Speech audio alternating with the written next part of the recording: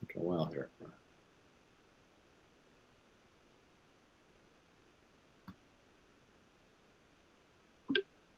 Here we go.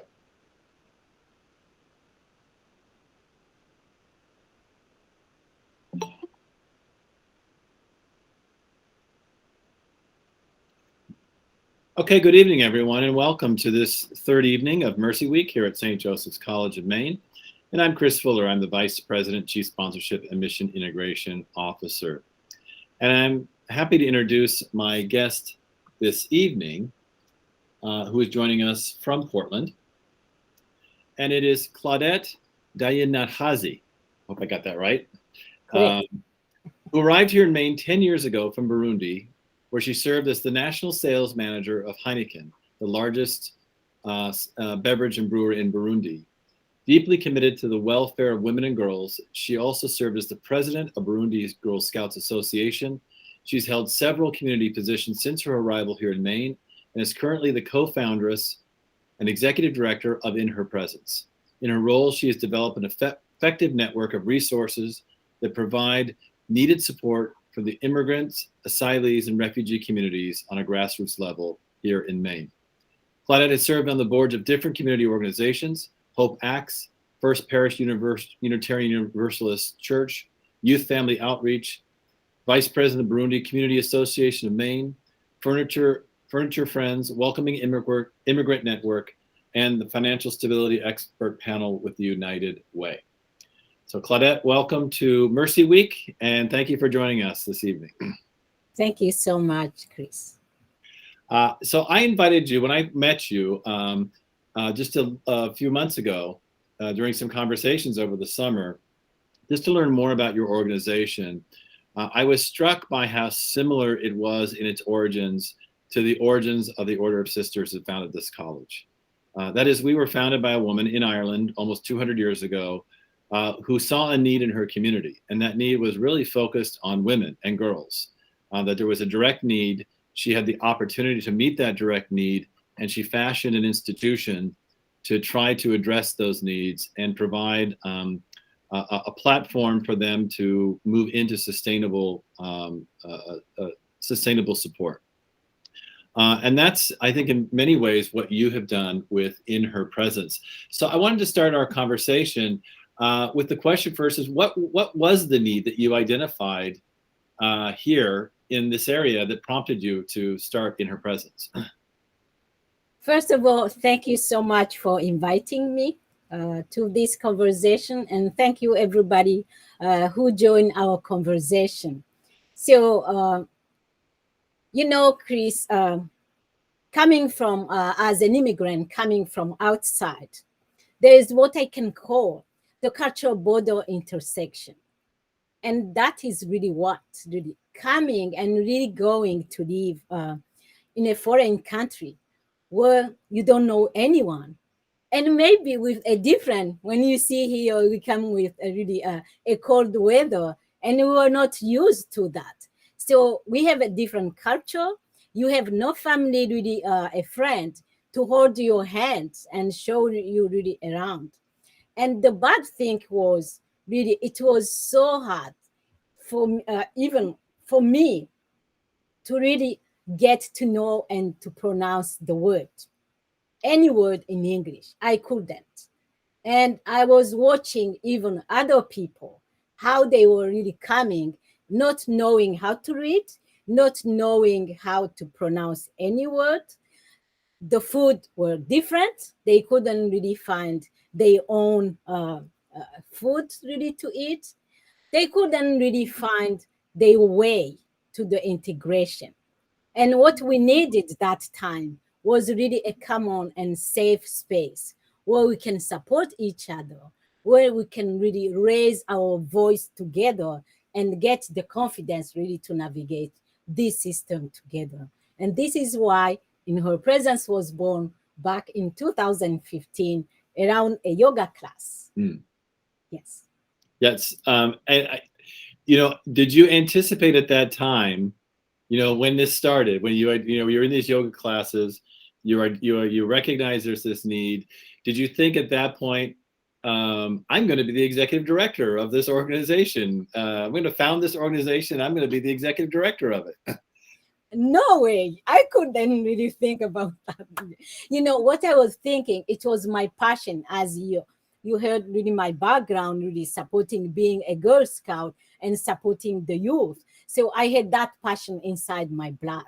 And then I wanted really to support the people who were knocking at the door when I was working at Opportunity Alliance, working at the front desk and seeing people how they were struggling. And I was struggling too.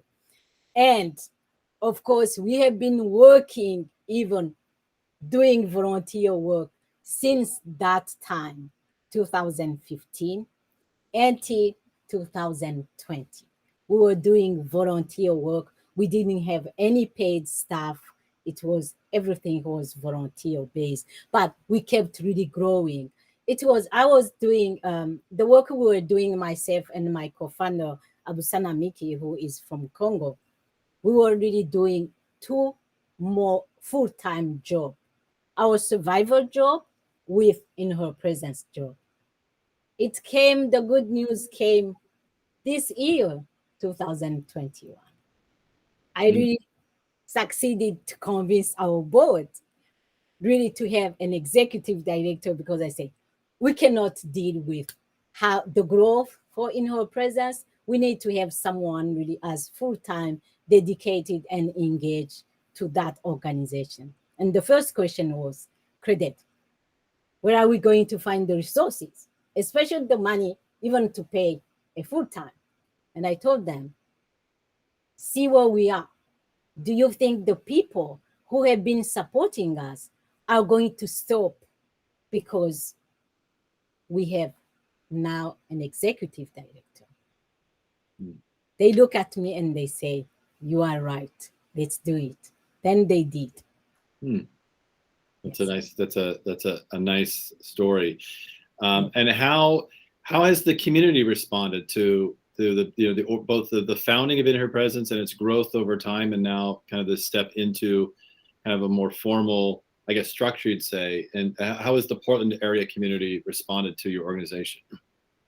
You know, it was before I could see, because we didn't even resources even to do the marketing, or to have someone writing a grant for us so we can support even our programming. But we really fight it, really, to support the programming, really keep moving. And our visibility was not there, but we realized, and we couldn't believe, during the COVID, the pandemic, our visibility really went very high and far. And we got people that really supporting us, coming and doing volunteer work online. We got support, donation, we got technology support on that, because we kind of switched to the online teaching, and we organized ourselves, and also switched to food distribution, because this is really was the key for our women and families. But the good thing was, when we start doing it, we got a company reaching out to me and saying, Claudette, we have computer to donate to you. So we had computer to donate to the women. We got to train the women. They switched. The teacher was really trained, and now they spend the whole year, and they scored really. When you see the progress at the end, it's really amazing, the progress we have.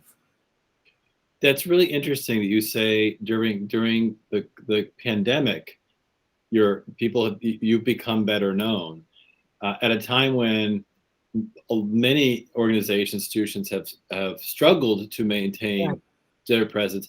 Do you have any explanation or insight as to why it's during this time actually awareness of your work became more pronounced, and it resulting in this larger support, building of support for you? Yeah, I sometimes I say we are unique here in Maine, in Portland first, and in Maine. Second, why? Because the service we are providing, it's really impacting our women, the community, and also men. First, the contextual English conversation we offer. No one is doing it here in Maine. So it's something we needed, because when you don't speak, no one will understand you. You may have skills inside yourself. I may have skills, but it's so hard to articulate and really tell you, this is what I like, this is what who I am and what I can do. So, and for you, you will always say, Claudette doesn't know anything, but I have really something maybe inside you can even take advantage for. This was one. Second, we have a program I initiated that when I was a cultural broker at Opportunity Alliance, working with businesses. And it's called Bridge to Career Fulfillment. And that really have, I can say, three components. The component with the leadership for our women, the component with the language, the component with working with a career consultant, really advancing the skills for the women on resume, interview tips. How do you prepare yourself and articulate your background to the hiring process or to the hiring position? And then working with the businesses. I think we are the first organization who we are really tackling that, working with organization on the cross-cultural dialogue. We have been working since last year with Hannaford, with Allagash, and now we are starting with Trade Joe. You cannot see the outcomes from that, how they are hiring people, how they are changing their policy, how they are coming to us, and also supporting the work. This is really something I can say. It's really unique for our organization.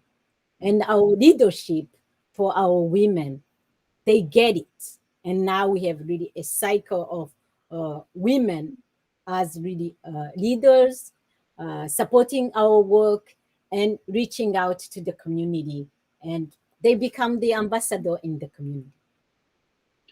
You know, the way you described the work that you're doing sounds very similar actually to my conversation last night, although it's a different population they serve. And that is, in my conversation last night with Melissa Skane at Mercy Hospital, she described their approach in terms of the women they work with as holistic, right? It's not, there's not one approach that is enough in terms of what the goals are in their work. And it sounds like very similar to you, right? There's not one approach that's needed or necessary to achieve the goals that you've set out in terms of your support for immigrant women. That really requires a really more holistic approach in order to work towards success, correct? Yeah. It's combined. And sometimes I say our program are interconnected. They are not isolated. They complete each other. And when I talk for the contextual English conversation, when I talk career trajectory, when I talk financial stability, they come together because coming from the final goal is the financial stability for our women and families. But when you back up a little bit, what do you have? You need to achieve that. You need really to have your short, long-term goals on the career trajectory. You need to have someone who can support you into the community, who are used and know the system. But you need also the language. You need also childcare. You need transportation. All those basic needs coming up front so you can achieve really the financial stability. How do you do it? This is really where I can say people need really to shift their mindset and really take out the fear. There is a fear we have. I discovered really businesses and also us as people, as coming as immigrant, we have a fear to open up. We have a silence inside ourselves. And it's so hard to open up to someone who looks like a stranger, who have different skin with us. But how do we do it and create that common space where it's really safe for someone as immigrant coming to, but also for the mainstream community, so they can open up the door and hire immigrant.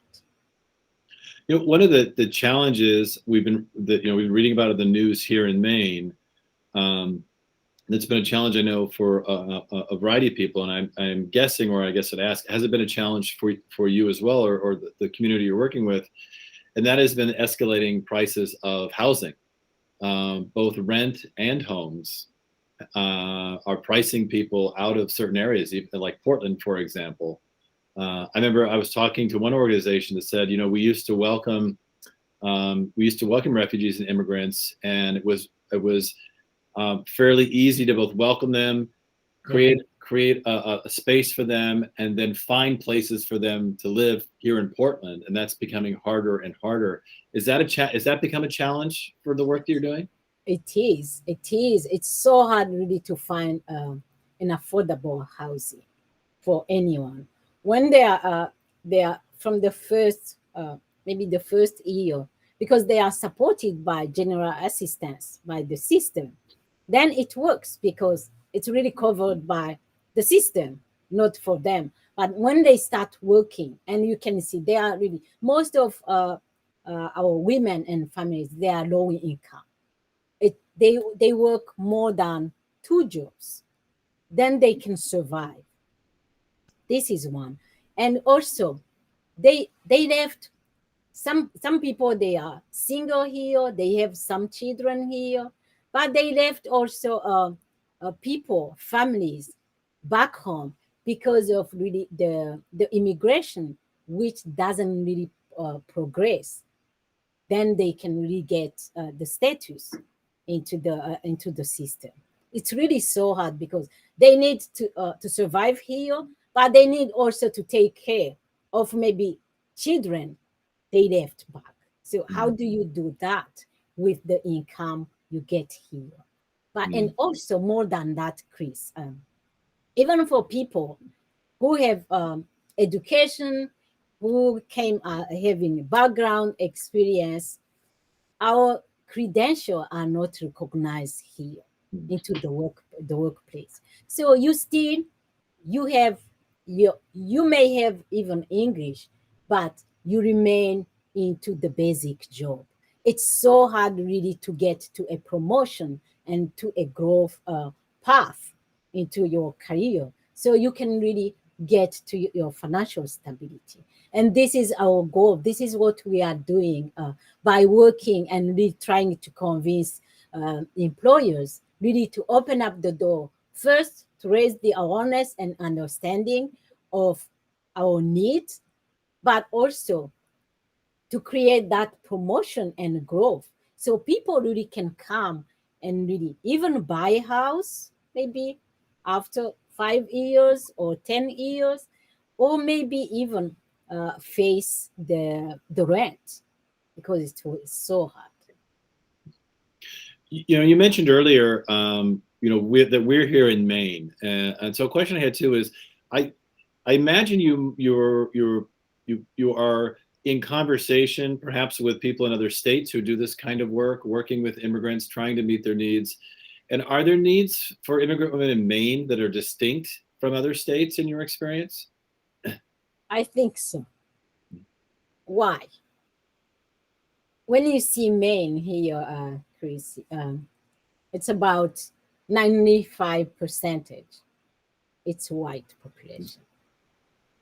So meaning that when you back up a little bit, meaning that when they set up the system before, it was setting up based on the need for the mainstream community. The immigrant came after. So how do we need really to readjust really the system. Then it can really take in consideration also other people with different culture coming here. This is one. But most of them, when I see other state also, we have really some common space. We have also differences we are sharing, because as an immigrant, I can say the struggle I get, someone, it's the same someone going to Europe, going to a new system. I think you have the struggle from what was the place you once called home, because you just left, no food, no, the same food, no culture, everything really now looks different. And then you have also the fear of what will be the place you are going really to start your life for the scratch. Mm. Yeah. Are there um, are there stereotypes about immigrants that you have to address in your work that the general populace might have? And what are some of those misperceptions or stereotypes that you've had to confront or address about the communities that you serve? I think there are a lot. There are really a lot. Even the behavior when someone, the communication when you communicate with someone. The example I can give you, someone can see, oh, you are speaking, and then say, oh, your English is good. Mm-hmm. And then at the end you say, what do you mean? What do you mean? Because I feel like I need to improve, I'm not talking. So there's really that language where really you have those specific language really which are not good for someone coming from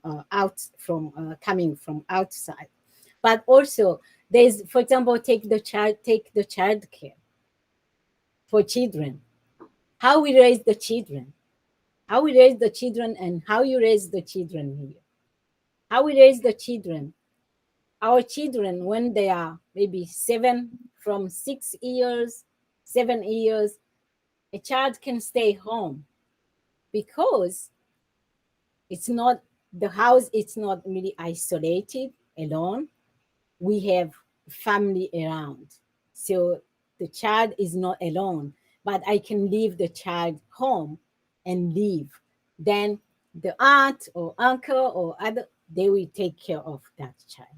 Here you can't, because you are in your apartment, you are alone. Then DHHS will come, of course. Mm-hmm. The neighbor will really scream and say, oh, my neighbor is leaving her child home alone. So the DHHS will come and take the child. This is really something I have been observing, and also being in the middle. I have been the bridge, the liaison between families and DHHS, working together, really to show them how our perception first, and how we need to implement all those differences here in the US. Yeah, we have a lot. Mm. Um, what in your experience of working with immigrant women here in this area, what do they contribute to Portland and to Maine that we should be better aware of? What are we not appreciating perhaps about what they bring to our community? First, what I will say, but it's not undermining really the men, but what I can say, the woman really is a pilot for the family. It's really the pilot of the family. And you can see everything, it's on her shoulder. The children, the house, the cooking, that's really responsibilities.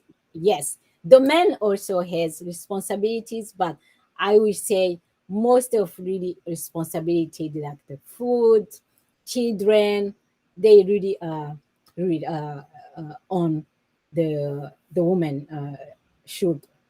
But when I see organization first, most of organization here, they are led by women. Why? Because women are strong. Women really are going beyond. they really know how to overcome challenges and issues, and then really create a problem solving on that side. This is what I have seen. And also when you see even the store, ethnic stores, for example, here, they are, it's women who are there. And I think this is really a sign of strength for the women. And one anecdote I can tell you is, when the men they saw in her presence, they told me, "Why are you serving women and not men?" And I told them, you know, try to create something for men, because you need it and they need it. And we are looking to see how we can support also a group of men so they can really move in the same pathway we are moving. And I told them, you need English, you need really to integrate in this system, create something, and then we support you. But it's so hard. It's so hard really to do it. And you know, you mentioning that about the organizations, that's helped me become better aware, because I did not put it together, but I have talked to the executive directors at several of these organizations, like New England Arab American Organization, the Maine Immigrants' Rights Coalition, and all of them, you're right, are run by women. Yeah. Yes. And after, when you see, I think our children are looking at us and taking that leadership and example, and they become role model for them, for the friends, for the family, for the community, and for the world. I think it's really a motivation for the new generation. That's very helpful. You mentioned earlier, one of the distinctive features of Maine, obviously, is its cultural makeup. It's a majority white, overwhelmingly majority white state. Although Portland itself is probably the most diverse, right, place in Maine, and there are quite a number of immigrants, refugees, different cultural groups, and maybe to give us an appreciation of for the variety of the communities that are in this area. Can you share with us just some of the countries that people have come from that you work with? My God, we work with, we have around 100 women from 16 countries. Mm. And some of the country we have Burundi, as I'm from Burundi. Mm-hmm. We have Angola, we have Rwanda, we have Congo, we have Gabon, we have Cameroon, we have Sudan, we have Mauritania, we have Ethiopia, we have Iraq, we have Syria. So who else? We have 16 countries. Mm. Yeah. So that's I think a much wider variety than most people are aware of in terms of even in the Portland area. Yeah. I think in the Portland area we have almost more than 25 countries, more than that, 25 countries. And I don't know if it's confirmed yet, but I know that Maine also has stated it would also welcome Afghani refugees, with the recent. Yes. We have also Salvador. Okay. Yes. Are there specific needs right now for which In Her Presence is seeking support that could help you further your work in the community?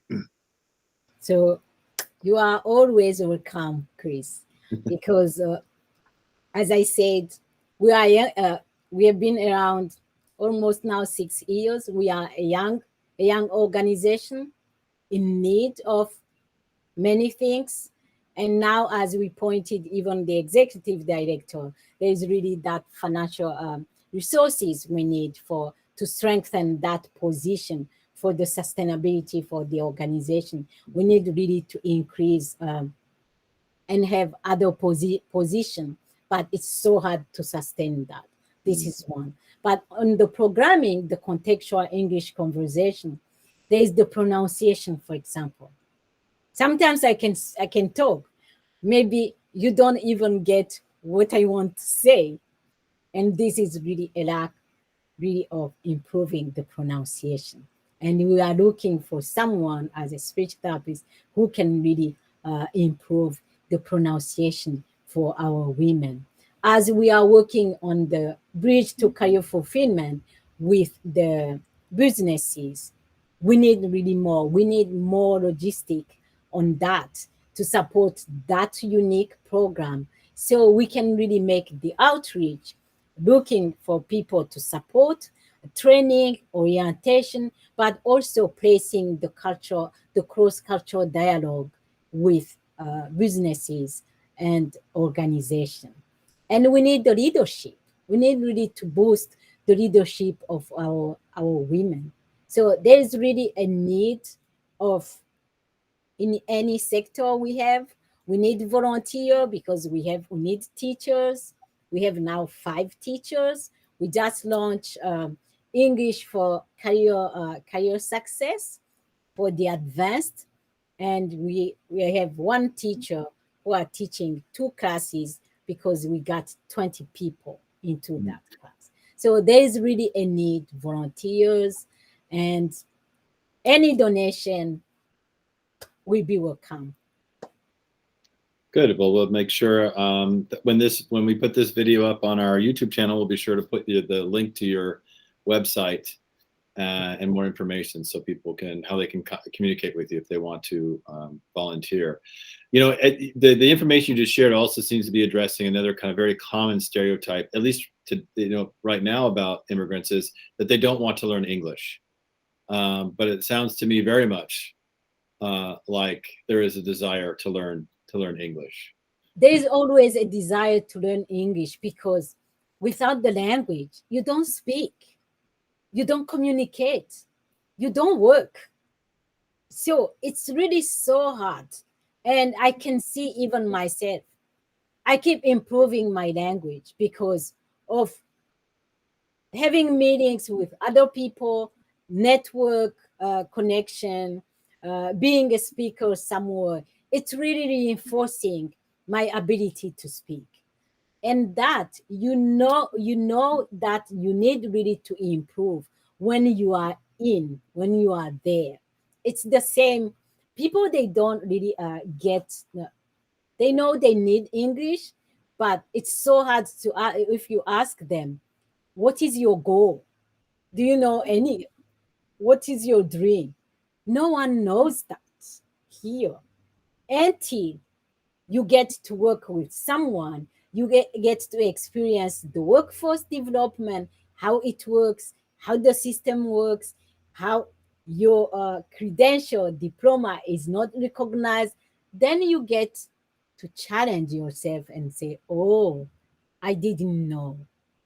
Then you get really, I think, knowing and getting information, trying to support the community, to navigate the system and to get to connect with mainstream community, which is, I think, the mainstream community we have here is different, as I have seen even outside from Maine. They are willing really to learn. I can say stereotype is there, bias is there, but still there is, I think, the commitment, the desire really to learn from most of the people I can see, and I can see that with our volunteer and also our network.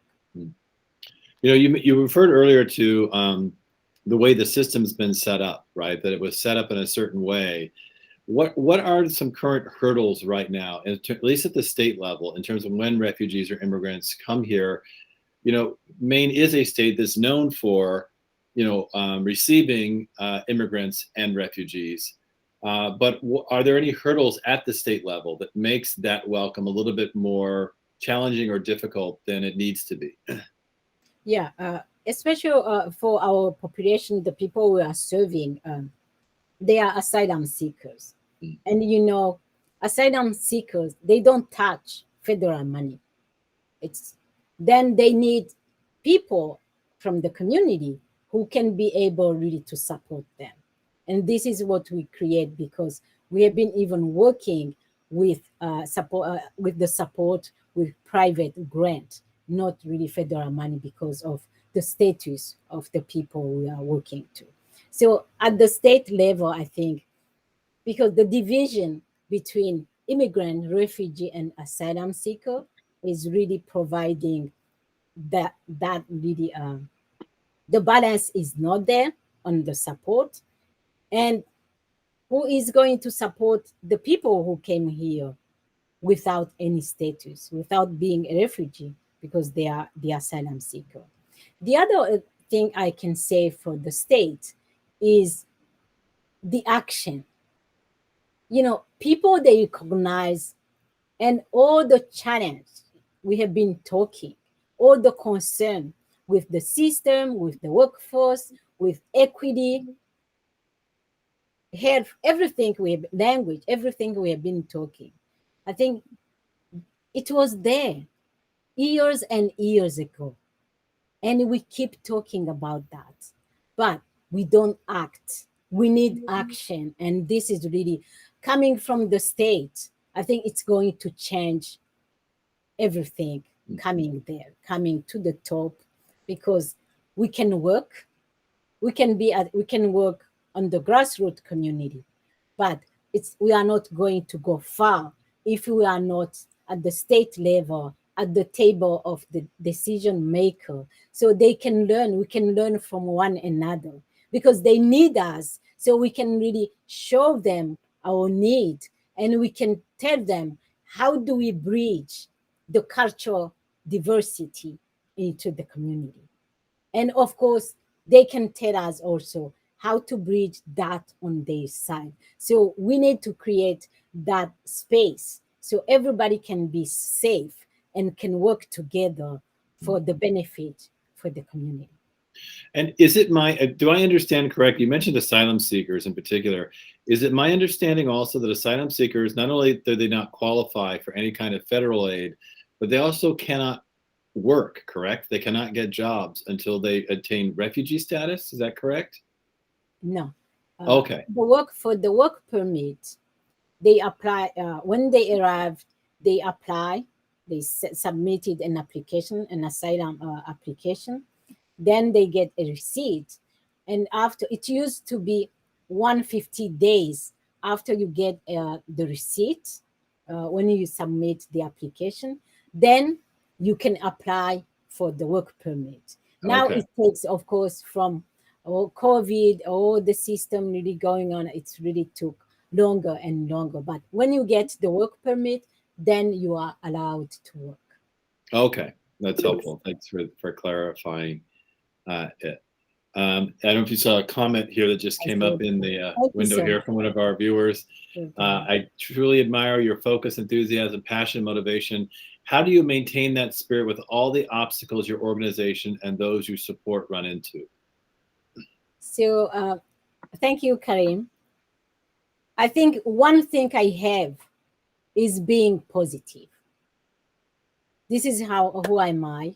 And I always think if we can change one person, the one person can change another one, and they can be two, and it can be a family, it can be two families, it will be a community, and it will be the world. And this is, I think, the way we need to act. Otherwise, if we wait from, for example, for the state or for the city really to initiate the changes, we are not going to achieve anything.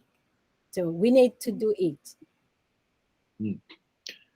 Does anyone else have any questions for Claudette, either through the chat, or if you're joining us here, just unmic yourself and ask a question for her.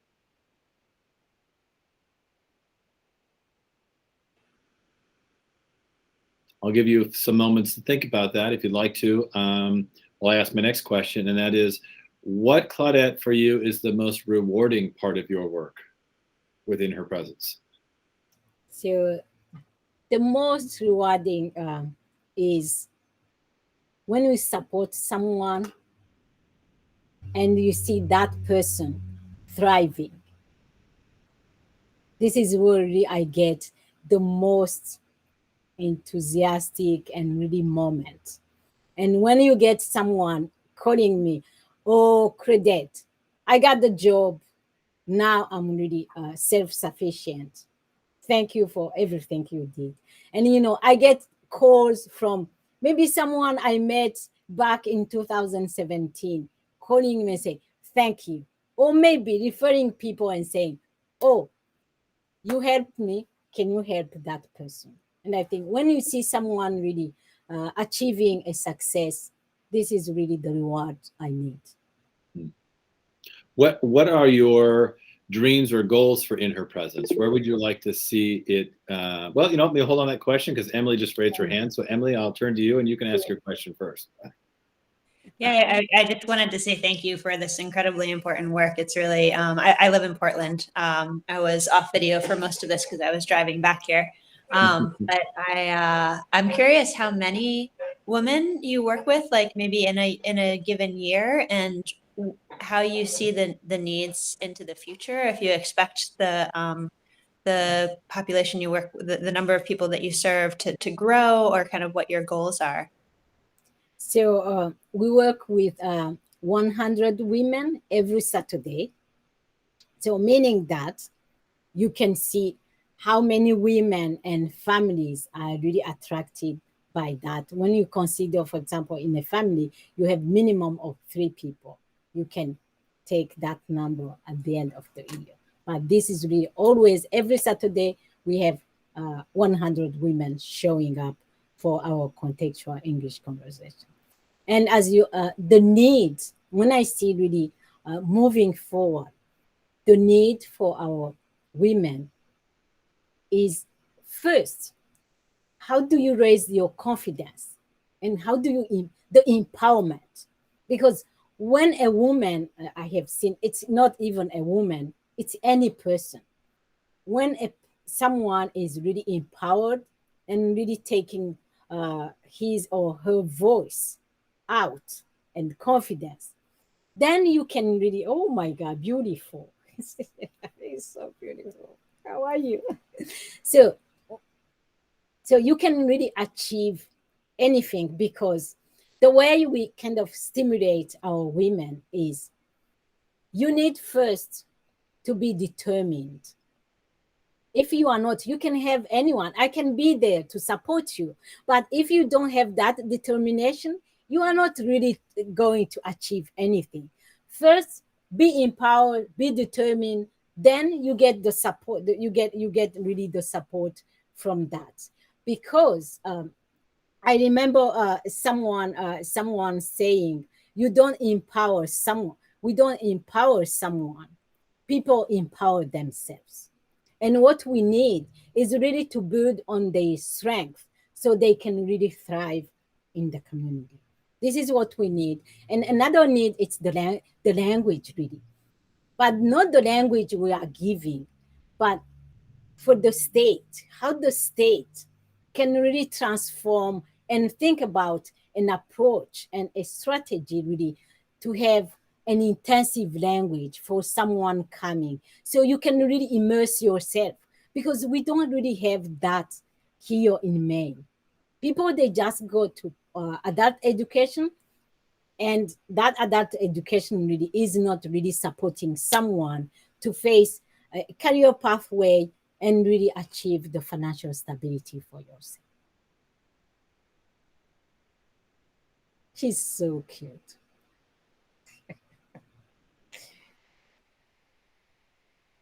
Thank you for your answer. So the question I had, Claudette, was, what are your dreams for In Her Presence? What are goals? What are some unmet goals or directions you'd like to see unmet presence move into in terms of the work you'd like to do? So for my dream is really to see In Her Presence thriving. In 5 years, I would like to see In Her Presence as really a big organization with people working who are paid, with really a stability on the financial side, with our center having really a space where we can have all our activities from in her kitchen, for the children, for substance use disorder, for our English, seamstress. So having a kitchen, having really where we have our classes in one place, because we used to have, now we have, it's in different spaces because we don't have our own space. This will really facilitate the work we are doing and how we are doing. But I would my dream also is to see in her presence really inspiring the whole Maine really changing because of the work we are doing and impacting really the community. This is my dream, and I think we will get there through the connection we have, through yourself, the partnership we are developing and collaboration, and also through businesses who are transforming the system and really starting to change their mindset, how to have really a safe space and a workplace which is safe and welcoming. Well, I think hopes and dreams are a good place to end on, looking towards the future. So, and I want to echo both Kareem and Emily to say your enthusiasm is infectious and inspiring. Thank you so much. Thank you for all the work you do for our community, and everything you do to support immigrant women in our community. And as I said, when this video gets posted to YouTube, we'll post a link to your organization so that people want to find out more and contribute and support and volunteer, they can do so. So thank you Claudette, so much. Thank you for making time for us tonight. We enjoyed having you as part of this conversation, and we wish only the best for you and for your organization. Oh, we have a hand here raised. Miriam, you'd like to ask a question? Yeah. Yes, Miriam, you have to unmute yourself.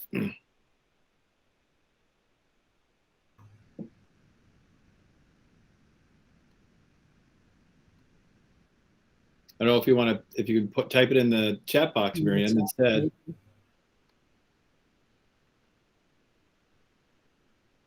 Oh. Who has influenced you and how? Yes. You know, when I was young, it's my sister. So I learned two things from my sister, my sister. And the two things was, you can lose everything, but you will never lose your education. Telling the truth and building really relationship is the key to inspiring people and empowering them really to take their own leadership. Those are really my two foundation and principle I'm really working on and following. You are muted. Chris, you are muted.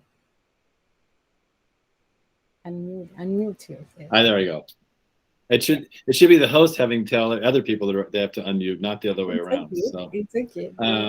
So I thought Ending on Hopes and Dreams was inspiring enough. Then you had to share with us your sister, a story of your sister. So I think that's what we'll end on for tonight. And thank you again for all of your work, for the energy and drive you bring to that work and the inspiration you bring to it. And we wish only the best for you and for In Her Presence. So that you attain your goals and you grow and become a bigger influence throughout the state. We hope so, and thank you for inviting me, and we hope we will continue and strengthen our partnership and collaboration together in the future. Excellent. And thank you everybody for joining us tonight for this conversation. We enjoyed having you. We hope you enjoyed all the conversations this week as part of Mercy Week. And those of you who are joining us tonight, just go into Google, type in Her Presence. Through the search, you can find more information about Claudette and about her organization. Thank you so much. Have a good evening, everyone. Take care. You.